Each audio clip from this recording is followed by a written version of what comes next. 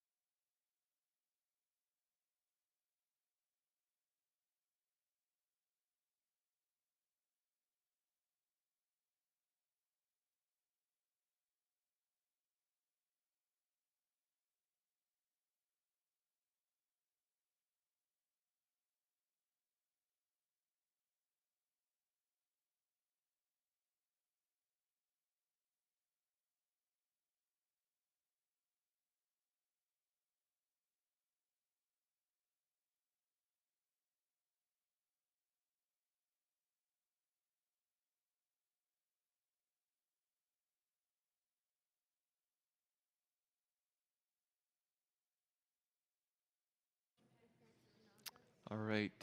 There we go. Well, good morning, everyone. Maybe good morning again if you are just coming from worship, or good morning for the first time if you're coming into the building specifically for the first time for this. This is the audiovisual update info meeting, or at least the first one of at least two, and hopefully likely more as we move into August.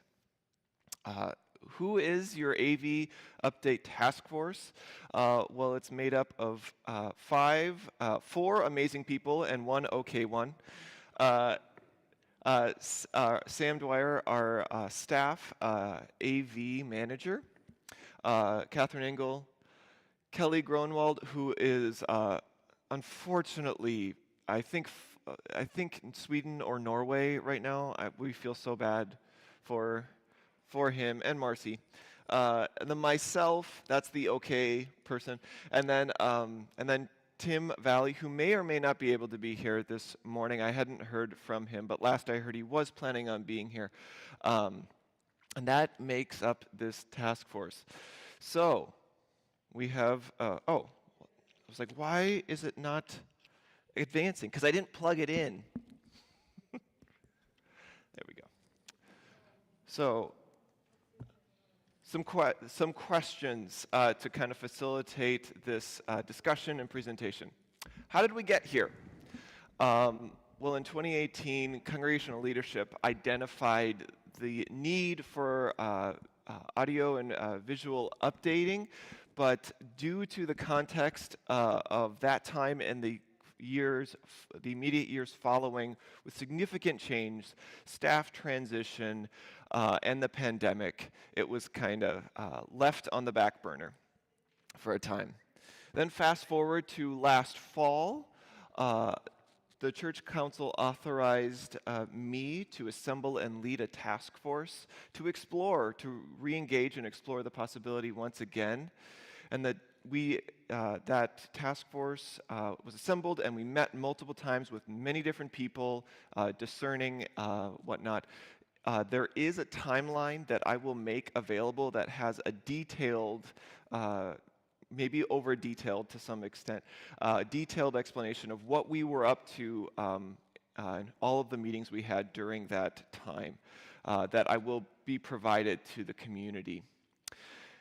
And then the last month, having completed its work, we presented to council, which we were a task force of the council, so we were reporting to that governing body that tasked us with the responsibilities. We've done what you asked us to do. Now what should we do? Here's what we got. And the council's direction was to present the possibility to the congregation. So that's what we're doing here today. And know that if ever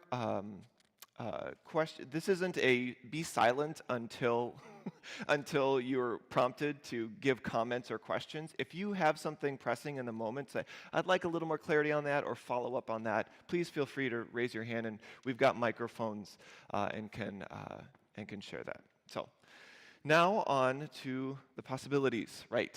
Next question, why do we need an AV update? And first we'll start off with sanctuary audio, and I'm going to welcome Sam to kind of walk through these here. But actually, as Sam's getting set up, show of hands here. Who here has specific areas in the room that you like to sit because of audio reasons? Anybody? Yep. Any areas that you specifically try to avoid because of their kind of audio dead zones or anything like that? Some of us, I've heard. Yeah. Has anybody ever had any gripes or groans when it comes to the experience of audio in this space? Okay. Catherine, I'm sure, could share many stories of her own experiences and opinions. But to go into the technical details of maybe that narrative, that experience we've had, I welcome Sam to kind of move through some of these points. Absolutely. So the current system that we have on the audio side of things is quite dated. If you look around, we have a series of circular panels that are up in the ceiling. These speakers have a very narrow range of frequency that allows to the speakers, so you don't get much of the lower end, you don't get much of the higher end. It sounds kind of like you're listening to something through an old radio, which I'm sure was sufficient when it was placed in, but now just the needs from the congregation and from what we want to be able to be capable of has surpassed the current system probably a long time ago. So what we're proposing is we're going to have 2 speakers that will be hung up above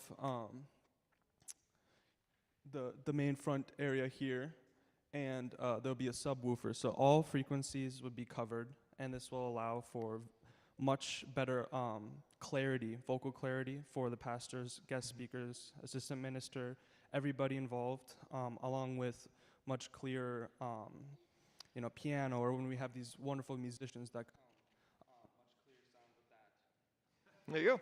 Speaking of audio issues, you might have noticed as well earlier this year that we had some issues with wireless. Sometimes microphones sound distorted, or there's a bunch of different problems that happen with the system. Yep. And all of that will be addressed within this AV update. Yeah. So moving on then to visual, specifically here in the sanctuary, who here has either personally experienced or witnessed the clunkiness of trying to get visual? And this morning was pretty, in the spectrum of best to worst, was pretty good. Not that many issues, but there has certainly been issues of limitations. Anyone ever experienced those visual limitations? Sure. Specifically trying to get, other than someone standing up here talking, if there's anything else beyond that, the challenges of the space. And so that's another area. There's no built-in system. It has to be wheeled in, and it's a portable screen like this, and it's, to be honest, those of you in the way back, is it a little challenging? Do you feel like when you get way back there, does this start to feel small when you're trying to look this far? Yeah, it does.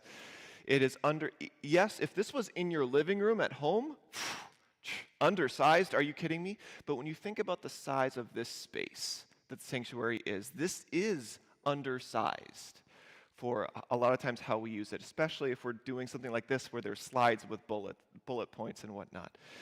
And it's also not integrated into the system. The AV team in that room has no control over what's going on here. And if you try and integrate things like jumping from slides to a video back to slides, it becomes quite cumbersome. So there is the why, specifically for the sanctuary. Next is the other spaces. The narthex and the CLC, so right outside these doors and next door, ceiling speakers are old and not providing quality audio. Ideally, if you were in that space, it would be very clear to be able to hear what's going on in here, and that's not always the case, especially on where exactly out there in the narthex you are. And also, the CLC, which probably has some of the newest, relatively, audio technology and visual technology in the space, is already starting to show its age and outdatedness. And then the youth room and the pods, center and east, equipment that is not providing quality audio include, again, ceiling speakers, projectors and screens. Has anybody here tried to go to a film in the youth room and tried to listen to the audio and see the visual that the current projector is providing? Anyone in the room try to do that? It's a little challenging, infuriating, maybe even. And then the equipment in the media racks. You might be asking, what's a media rack? This is the media rack in the center pod. You'll notice the lovely DVD and VHS combo player there. All of that technology in those spaces is objectively out of date and obsolete and not working to the greatest potential that it could be. So that is the problems, if you will, that the task force work to discern and try to figure out solutions to. We discerned and pretty quickly that in order to adequately address the needs as we were finding them, this was a beyond out-of-house. This was a beyond in-house project. This was something where we would need to go to a professional of sorts and ask for their bring in their support and their expertise. So we have a proposed AV update. I just wanted to note that we have only one copy. It's available to you now. I mentioned at the first service we had some printer issues. So we do have the full proposed, the full proposal available to anyone who would want it.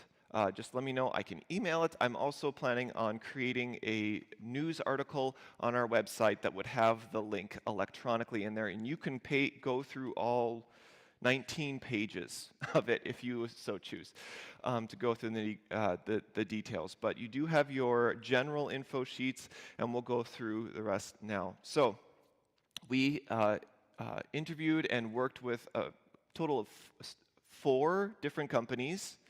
And we eventually arrived at Excel AV Group, which is a division of the Afterworld Corporation, and they're out of Plymouth. Specifically, they specialize in designs and installs sound, video, and lighting systems, specializing in churches, business conferences, and schools. This is a company that specifically does what we're asking them to do, if that makes sense. They regularly work with churches around audiovisual updating and support and training. This is one of the main things that they do. So So here comes the sticker shock part. In total, the whole AV update would be, down to the cent, $174,989.91, or you could just say $175,000. The technology updates in the sanctuary, in this space, would be the most of the cost at essentially $118,000. We'll get to exactly what those are in a minute. Sam was mentioning a little bit about this audio system. And then the remaining updates in the narthex, CLC, youth room, and center and east pods would be just over $57,000. I really want to stress this because you see these numbers and you're like, oh no, how deep are we into this already? No money has yet been spent nor committed. So I just want to stress that. No money has yet been spent nor committed. So this is the dollar amounts that we're talking about in this scenario. So sanctuary audio highlights. What would we get if we went forward with this update?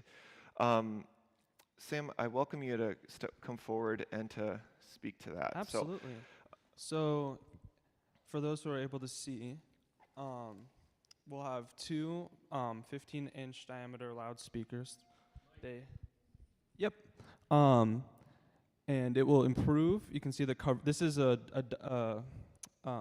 diagram of the coverage that these speakers cover throughout the room. So everywhere that everybody is sitting is covered, where right now we have a lot of dead zones throughout the sanctuary.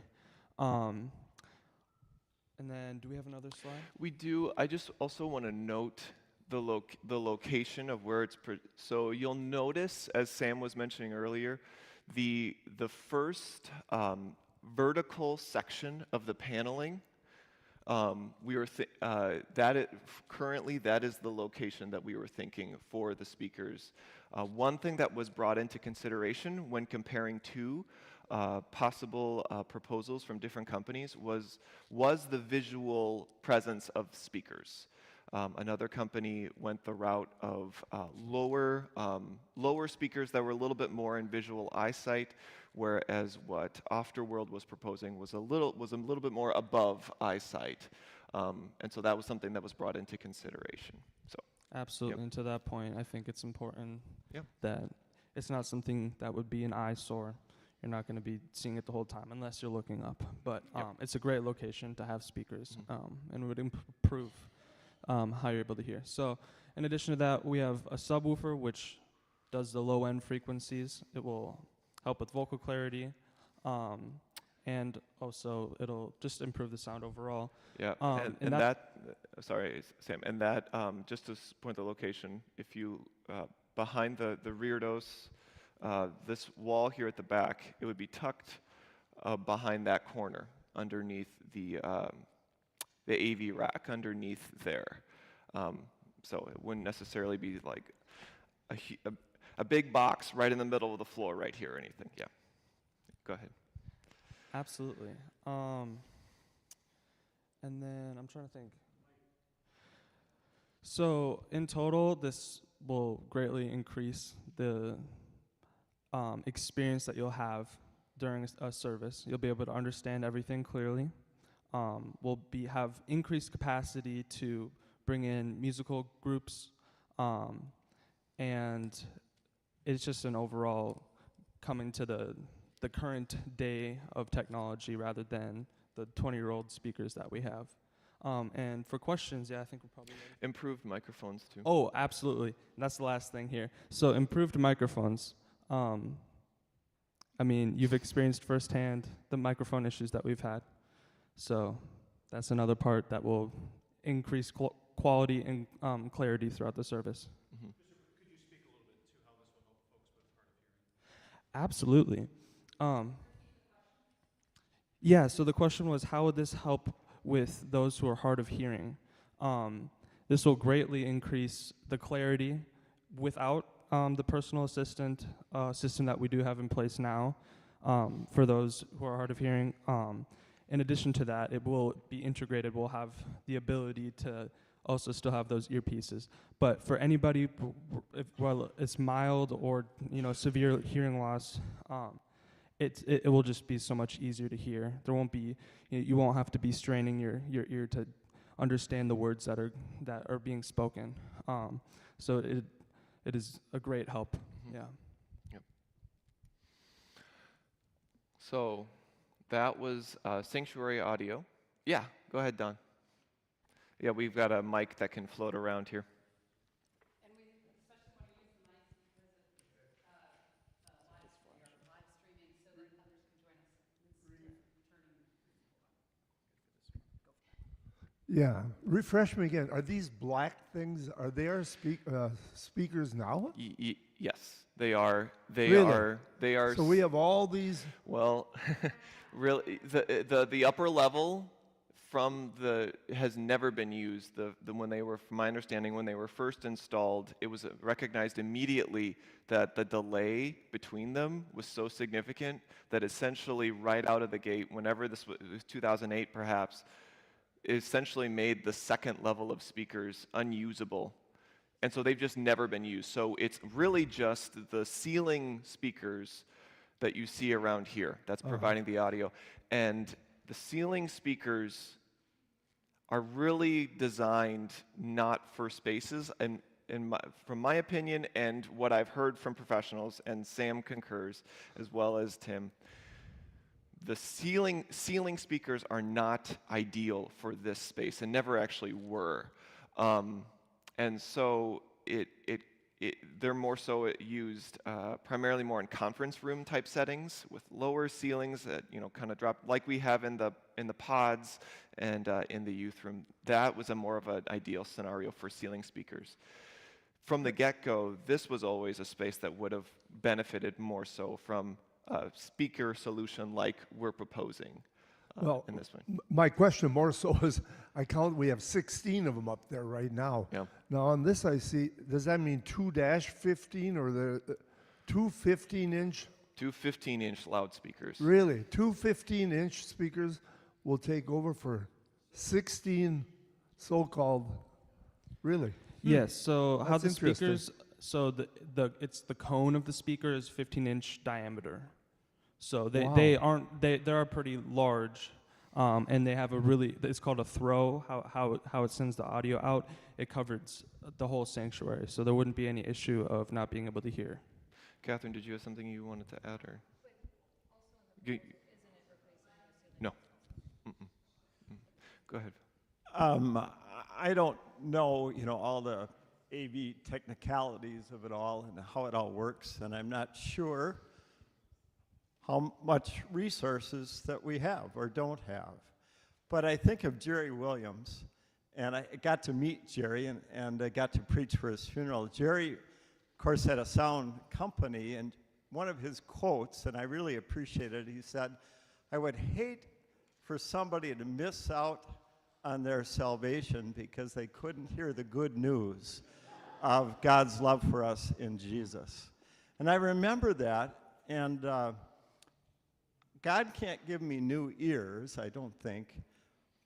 I'm hard of hearing, and there are many times when I don't hear well in this space.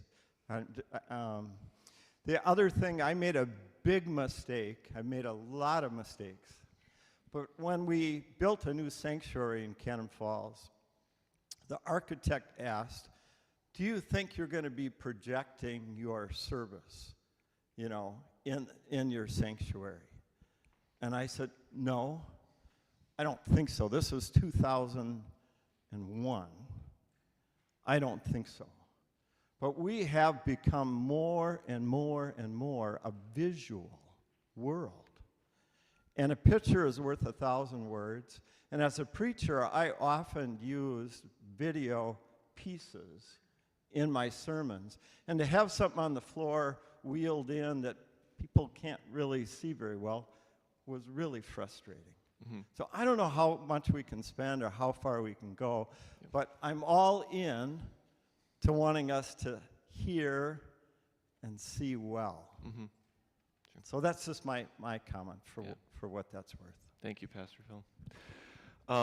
Just continuing on that note, for visual, what we are proposing, and I'll go through this, and then I want to move on to the fun vision of possibilities. What we're proposing from a video perspective or a visual perspective is 2 large venue laser projectors and 2 165-inch fixed frame screens. The benefits that come from this: high resolution images with expanded color palette that can be seen and read from all locations in the sanctuary. So, like I was saying, can you see, is it a strain in the back? The video presence in the space, the permanent video presence in the space would fit the space, and from wherever you are sitting in the sanctuary, it would be comfortable and easy to see. And then that opens up a whole slew of possibilities, right? Images and text on the screens in worship. Maybe if I really wanted to throw up the ancient Greek or Latin on the screen in my sermon for this morning, I could have done so and compared it. Or, okay, less boring stuff. We have youth that are on trips this summer, and it's not uncommon for our youth at the end of summer to come up and share stories of their experience. And it's like, oh, when we were making our way to the top of this mountain, and they're trying to verbally create an image, a picture, right, of the experience. Well, how amazing would it be if you could just actually put the image onto the screen, or a number of other opportunities. Not to mention save time, energy, and stress with a permanent video system. No worrying about wheeling it in on our lovely but definitely bumpy floor in here, setting it up, getting things plugged in. It would be managed from in there, and then a speaker would have a clicker in hand and would just trust to go seamlessly through the visuals. So, Pastor Inger. I just wanted to chime in here because particularly the sanctuary updates are fairly essential for worship, as Pastor Phil was saying, and in terms of what we hear in terms of need, in terms of the current pockets of sound being experienced. And then visual, I think like you might have noticed if you're attending the Bethel Presents regularly, like sometimes the delays to get started because we're trying to set up the equipment, and even if we do it as fast as possible, sometimes our committees have paid a little honorarium and have someone really important to talk with us. And so sometimes I don't feel like the same host that I could be. So there's that's the education piece that I feel like we have put so much time and effort into planning, and then sometimes the technology is letting us down. And then in terms of the sanctuary video highlights, when I first started here, you might remember that there were small screens, but one was already flickering when I first came. But they were tiny, but we were trying to put the announcements up there as well as the photos from the youth. I particularly remember the last funeral that they were used at was Rhonda Stanley's. And that if you've been coming to funerals lately, many families request having a slideshow, and they've worked on a slideshow with the funeral home, and we often have this screen in the narthex going, and awkward groupings of people huddled around it so that they can see. Versus if we had the screens, there would be that prelude time where I think all of it, you wouldn't be trying to look over someone's shoulder. You would be able to sit. You'd be held by music as well. So there's a piece for some of the unusual worship services that I can see the potential for enhancing and just caring for it. It was a capability we used to have. This would be a nicer version of it because of the larger screen, but it's actually restoring capability we once had that died on us. And enhancing it. Could you actually hold on to that? Because this is the fun one. So this is what it could look like. This is what we are describing here. Pastor Inger noted right away, I did not select the image, nor the color, nor the message. I don't have any issue with it, but clearly this is a Lent Not or- liturgically correct. or a Lent. It's like, where's the green? Anyway, but it was a mock-up visualization of what our space could look like with these screens. And one thing I want to stress here, unfortunately, the purple and the green, they don't go together. But one thing I want to stress here is that a lot of times I feel like people are concerned about a blank screen, walking in and seeing the blank screen and just potentially it being an eyesore. But instead, I'd like to pivot that to say when there isn't a specific image to have on the screen on its own, we could create a resting image that was almost an extension of the pyramids. That we could, whether it's green or some sort of a graphic designer could actually create something that matches. Or it the could present. match the current ones. We could have a photo of this banner, Yeah. and it could have been replicated, so Sure. it would be more green, And so it more doesn't. red, It more doesn't liturgical necessarily colors. read like a blank big old screen on either side in the back. It reads like an extension. And then if you think about it, the possibilities are kind of endless with what visual representation we can have up there at any given time, considering the season, the liturgical season, what's going on, things of that nature. So this is the visual. Like Pastor Phil said, a picture is worth 1,000 words. And so I wanted to pause here. If anybody has any thoughts or about this, I saw your hand going up. Did you have something? Yeah. I just had a question of, would something new have any effect on outdoor services? Would we be able to? No. This wouldn't affect outdoor services. No, we wouldn't have the screen capability outside. Visually, no.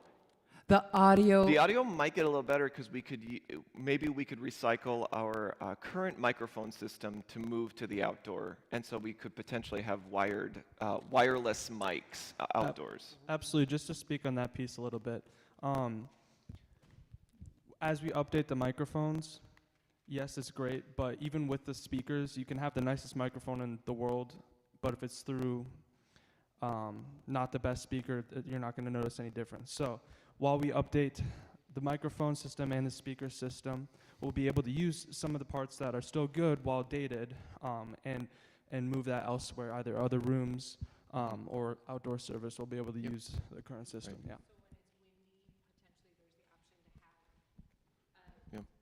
I was just gonna say, so like the days when it's windy outside, there would likely be the potential to have the option for like the pastor to have a wireless mic outside and not be trying to catch microphones before they fall over or have that wind background noise being picked up. So, go ahead. Oh, question. Karna has a question in the back.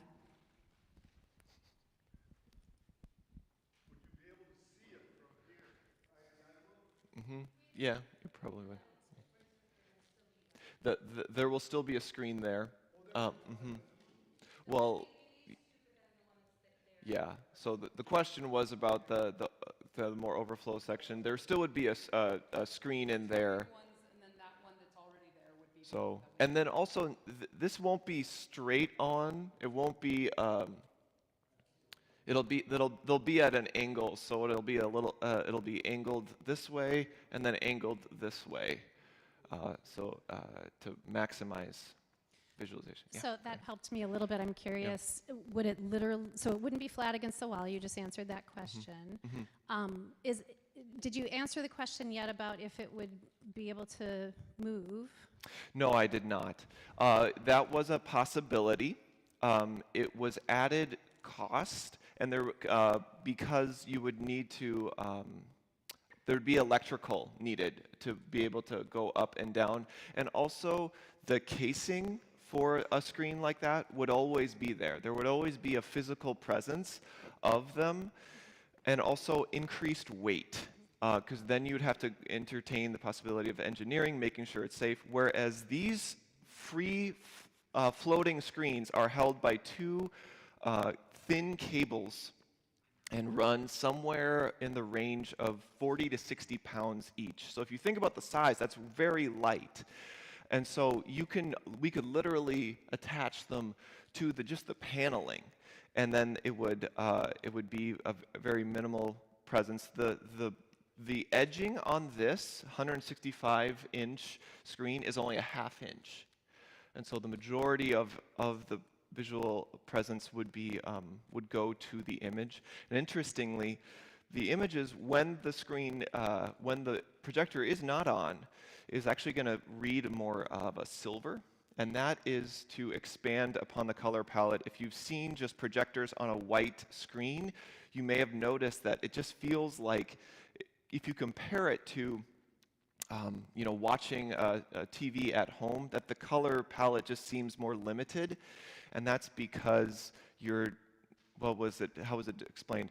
The darkest black can only be as dark as the lightest white of the projector screen itself. And so anyway, so the vibrancy of the colors would be much deeper and more. Yeah, so being involved with worship and arts and thinking about our space aesthetically, I've been doing this for 20 years or more here. And so without sounding protective, though I am, of our space, I want to make sure that we're aware of the importance of having sort of focal points in this space. The visual that happens in this space also encourages our experience with worship. And, we logically with screens, there's a natural concern about distraction. Yes. And so I know you're addressing some of that, and that's absolutely part of the conversation. I'm excited to hear that there might be some options for how it might sort of blend in. We have a very bland cement block wall. However, at the same time, it provides a really nice canvas for enhancing the colors that we bring into the church here. And so I would be mildly concerned about having those screens screaming red or screaming purple. I don't mean to use the word screaming, but but I am choosing that word because we do have a focus with some of our beautiful weavings. For instance, Joyce Harder's amazing, Reardos multicolor all-season banner. Right. I just would hate to take away from those focal points. Yes. So I think we really want to think aesthetically about how those screens cannot be a distraction and how they can kind of go away when they're not being used. And so that's something that I would be concerned about, and I would definitely be voting for being able to move them up to the ceiling and back so that they're not always there. I understand and heard what you said about cost, however. Yeah. Go ahead. I was just going to say, so in our meetings with all of the various companies who do this and whatever, one of the biggest takeaways is that from a visual distraction standpoint, especially once they've been here, this is actually way less visually distracting than all of the hardware required to mount the retractable ones to keep it safe. And then also, you would always have the big pole that it retracts into up there, no matter, so the screen would be gone, but all of the hardware and the mounting and what the screen got rolled up into is still always there. And this gives us the opportunity to your point, to have these canvases that can be utilized in a way that the intention and the goal and the hope is that it is nothing but an addition to worship. Right.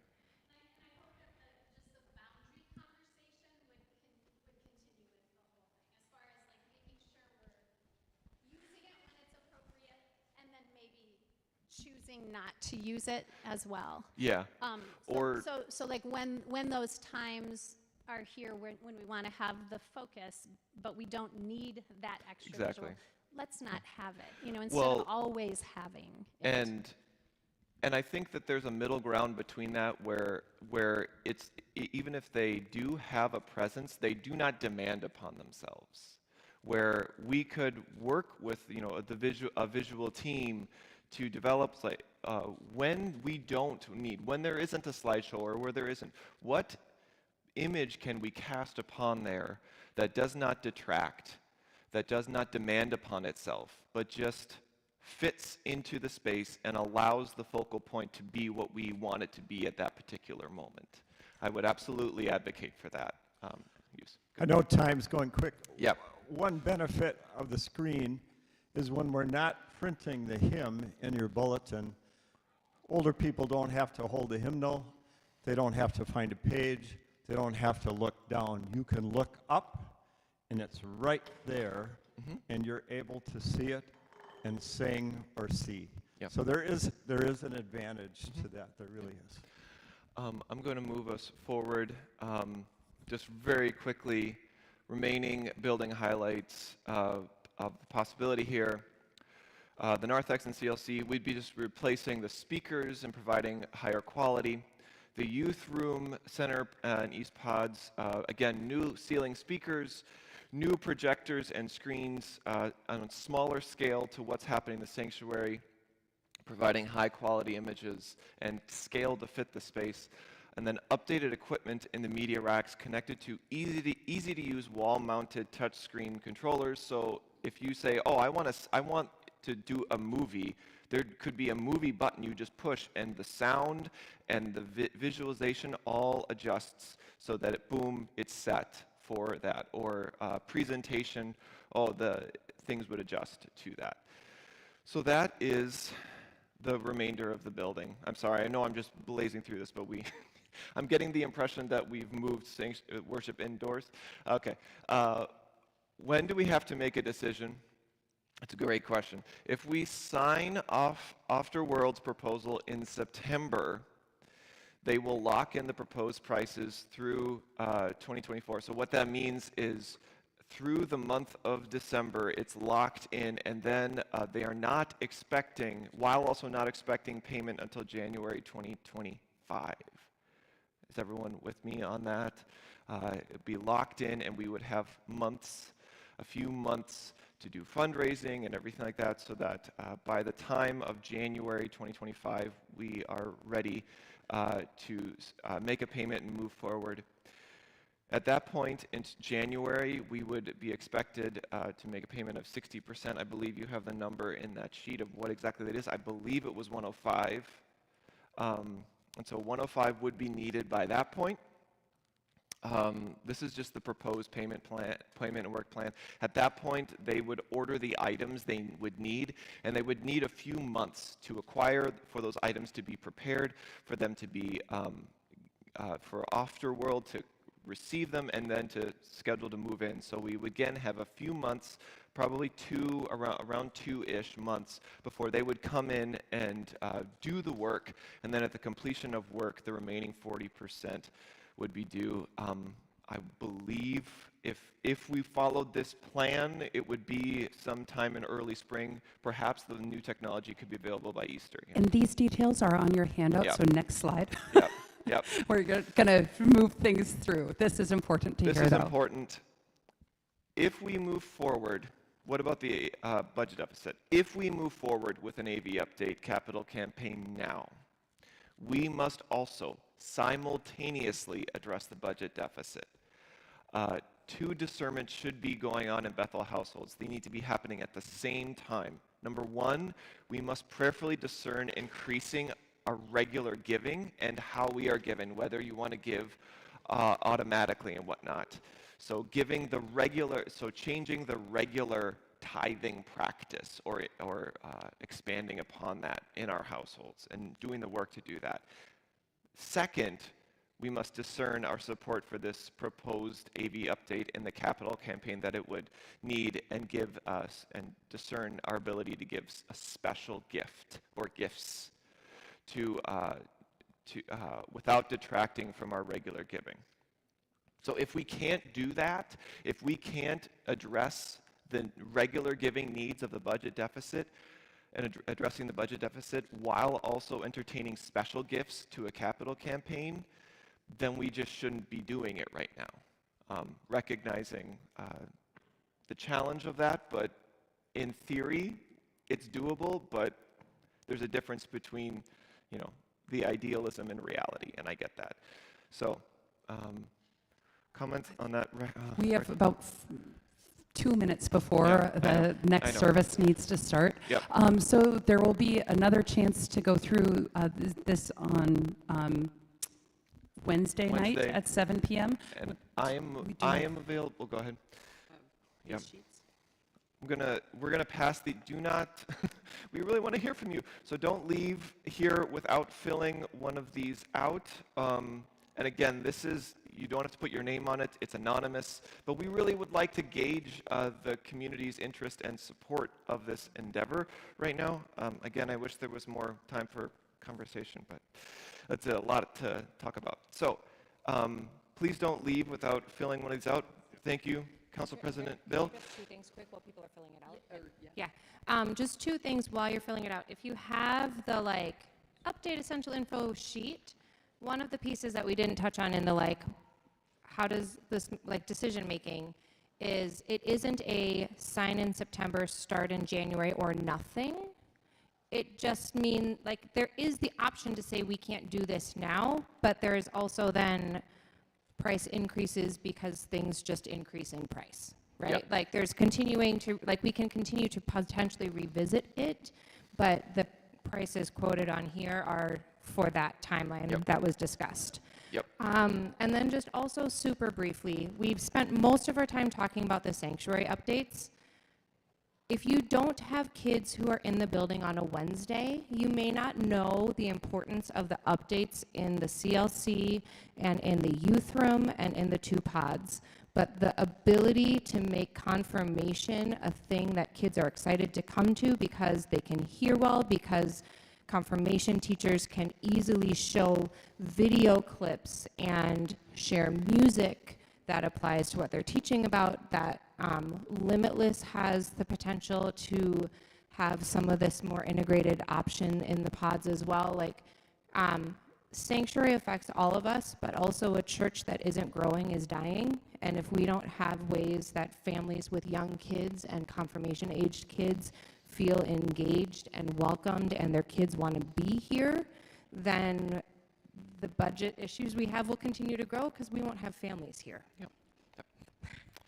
So thank you all, and we're around to have discussions about it. Yeah. I've been having my hand up for 20 minutes. I know. These people aren't going to be at the next meeting